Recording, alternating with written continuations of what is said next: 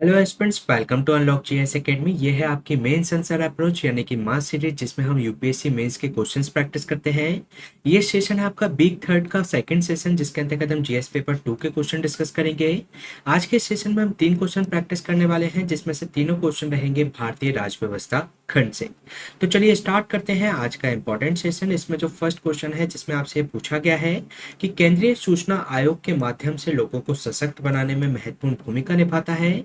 इस संदर्भ में इसके द्वारा सामना किए जाने वाले मुद्दों पर चर्चा कीजिए और इस संस्था को मजबूत करने के उद्देश्य के लिए आवश्यक उपायों को भी बताइए।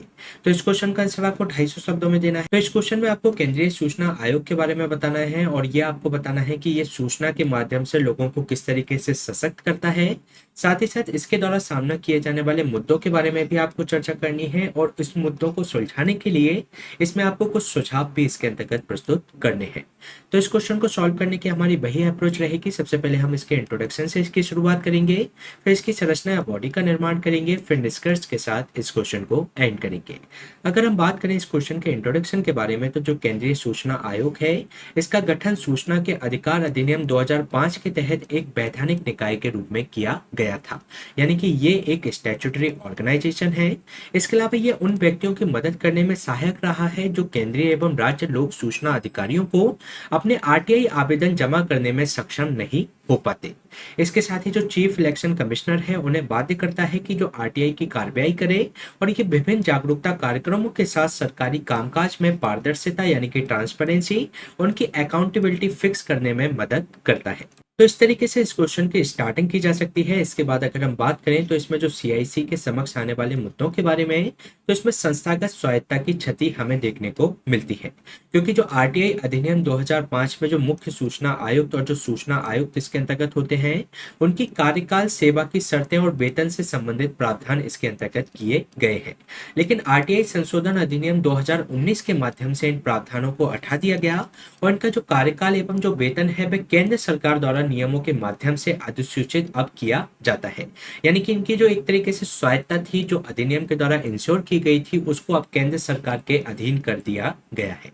इसके साथ ही अगर हम बात करें इससे संबंधित अन्य मुद्दे के बारे में, तो इसमें खराब अभिलेख प्रबंधन और प्रथाएं शामिल हैं, क्योंकि जो अप्रभावी अभिलेख प्रबंधन प्रणाली और क्षेत्रीय कार्यालयों से सूचना संग्रहण के कारण आरटीआई आवेदनों के जो प्रसंस्करण में, उनकी प्रोसेसिंग में कई सारा विलंब इसके अंतर्गत होता है।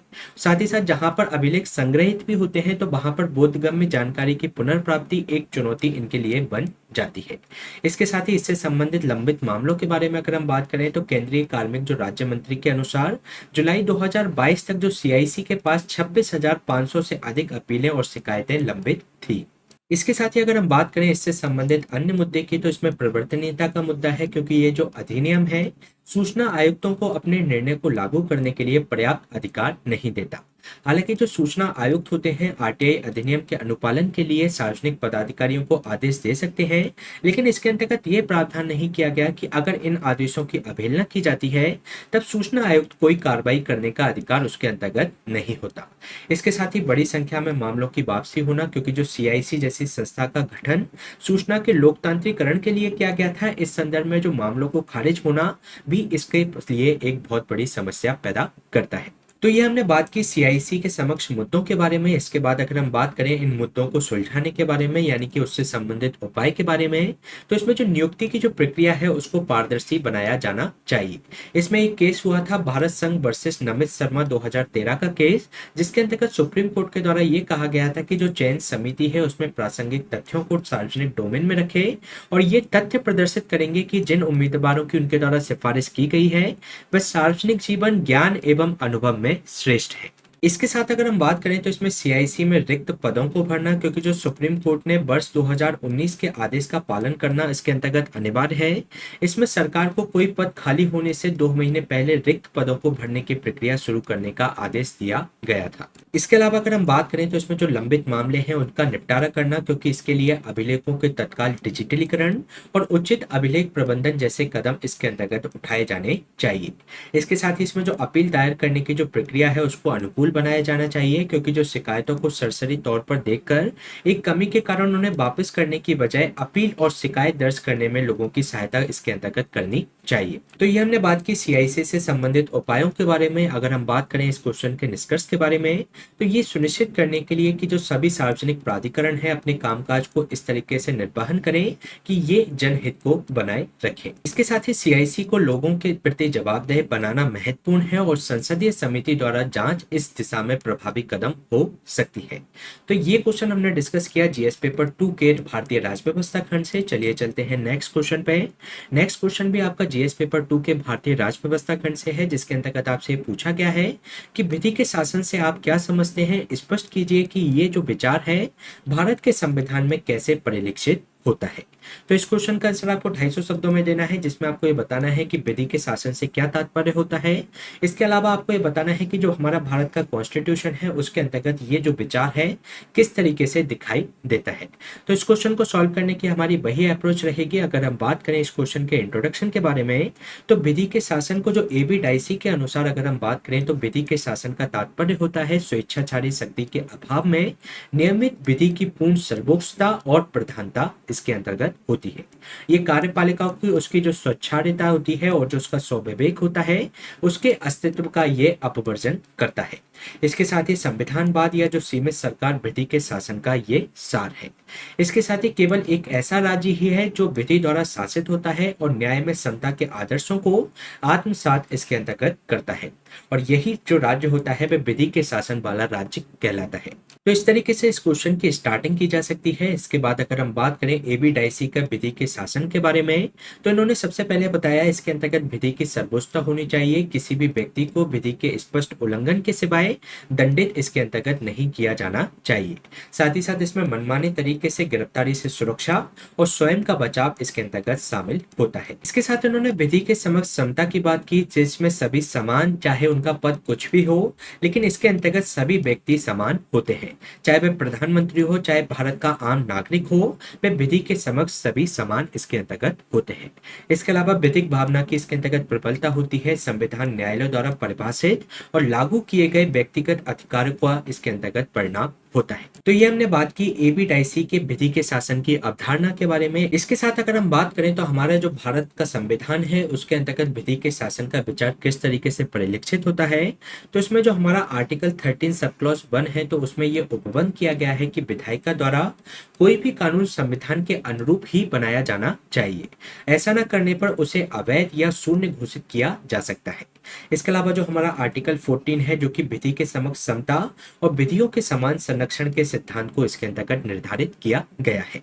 और इसके साथ ही हमारे संविधान की जो उद्देशिका है, जो कि न्याय, स्वतंत्रता एवं समानता शब्द उसके अंतर्गत शामिल है, जो कि लोगों के बीच किसी भी भेदभाव के बिना जो न्याय संगत और निष्पक्ष व्यवस्था का स्पष्ट संकेत करती है। इसके साथ ही अगर हम बात करें संविधान में विधि के शासन के अन्य प्रावधानों के बारे में, तो प्रत्येक व्यक्ति को दैहिक एवं जीवन की स्वतंत्रता का अधिकार दिया गया है, जो कि आर्टिकल 21 के अंतर्गत सुनिश्चित किया गया है, जो कि आधारभूत मानवाधिकार उसको मिला हुआ है।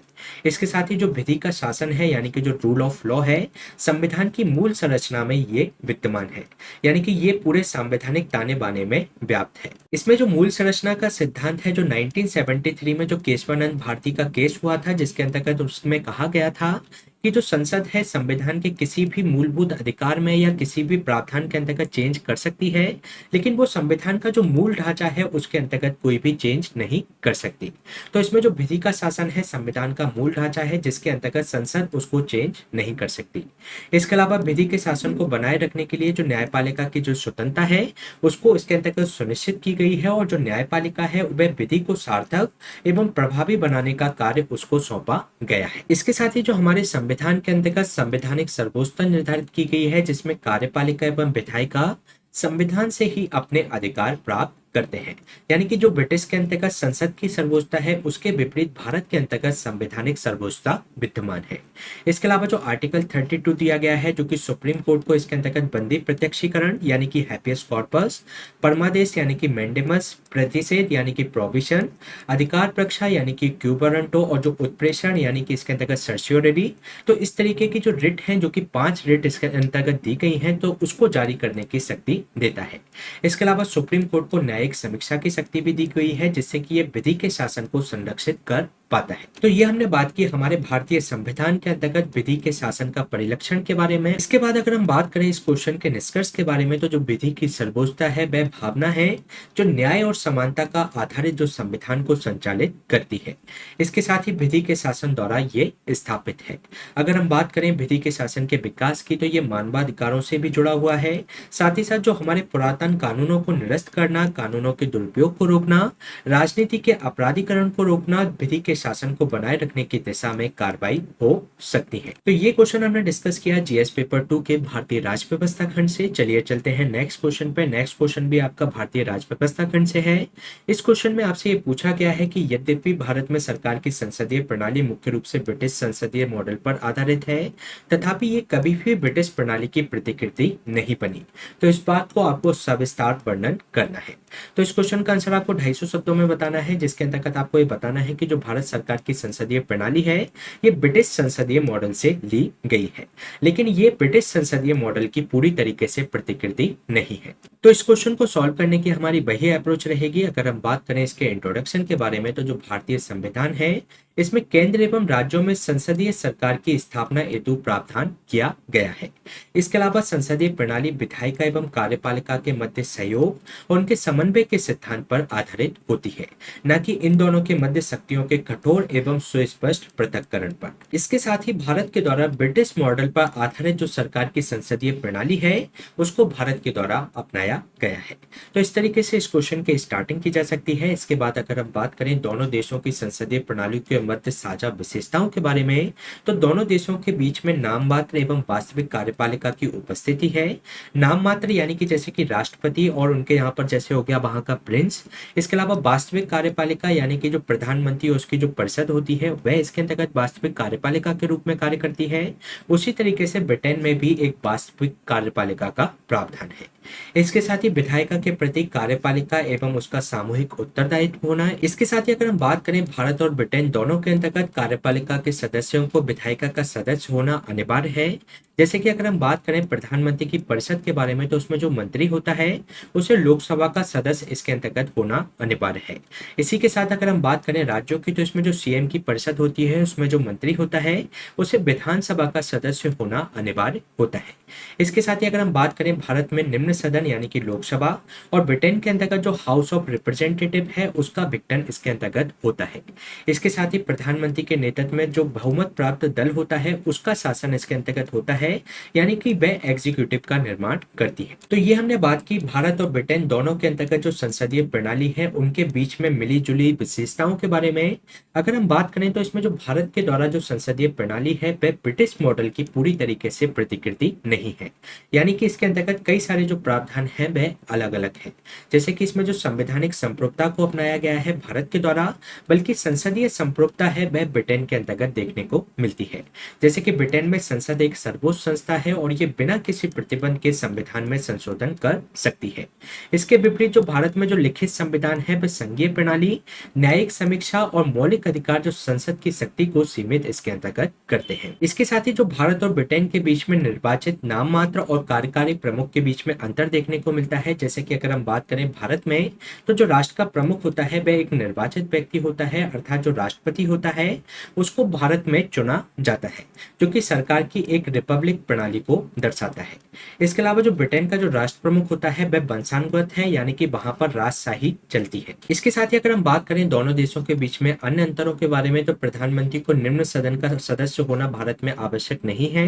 भारत में जो प्रधानमंत्री है किसी भी सदन का सदस्य हो सकता है। जैसे कि हमारे पूर्व प्रधानमंत्री मनमोहन सिंह थे तो वे राज्यसभा से सदस्य थे। इसके अलावा जबकि ब्रिटेन में अगर हम बात करें तो अनिवार्यतः निम्न सदन का सदस्य उनको होना आवश्यक है, यानी कि उनको हाउस ऑफ पीपल का सदस्य होना इसके अंतर्गत जरूरी है, क्योंकि इसमें हाउस ऑफ लॉर्ड्स जो इसमें उच्च सदन होता है उसका मेंबर वह नहीं हो सकता। इसके साथ ही इसमें जो अन्य अंतर है जिसमें मंत्री बनने हेतु संसद की सदस्यता आवश्यक नहीं है भारत के अंतर्गत। जैसे कि भारत में यदि कोई व्यक्ति है तो वह संसद का सदस्य इसके अंतर्गत नहीं है, तब भी वह इसके अंतर्गत 6 माह की अवधि के लिए मंत्री पद ग्रहण कर सकता है। तो ये जो इसके अंतर्गत अपवर्जन दिया गया है भारत की संसदीय प्रणाली के अंतर्गत, जबकि ब्रिटेन में ऐसा कोई प्रावधान नहीं है। इसके साथ ही अगर हम बात करें इसमें अन्य अंतरों की, तो इसमें मंत्रियों का कोई विधिक उत्तरदायित्व नहीं होता भारत के अंतर्गत। भारत में मंत्रियों को या व्यक्तिगत एवं विधिक उत्तरदायित्व इसके अंतर्गत नहीं होता, अर्थात उन्हें आधिकारिक तौर पर जो अधिनियम होते हैं उसको प्रति हस्ताक्षरित यानी कि उनको काउंटर साइन नहीं करने की इसमें व्यवस्था है।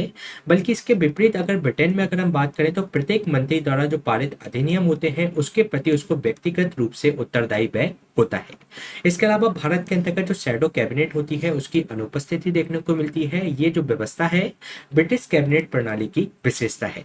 इसका गठन विपक्षी दलों द्वारा ताकि जो सत्तारूढ़ दल है उसको संतुलित करने के साथ साथ भविष्य में अगर मंत्रालयों को संभालने के लिए सदस्यों को तैयार करना एक शैडो कैबिनेट की उपस्थिति को दर्शाता है, जिसका प्रावधान भारतीय संसदीय प्रणाली में देखने को नहीं मिलता।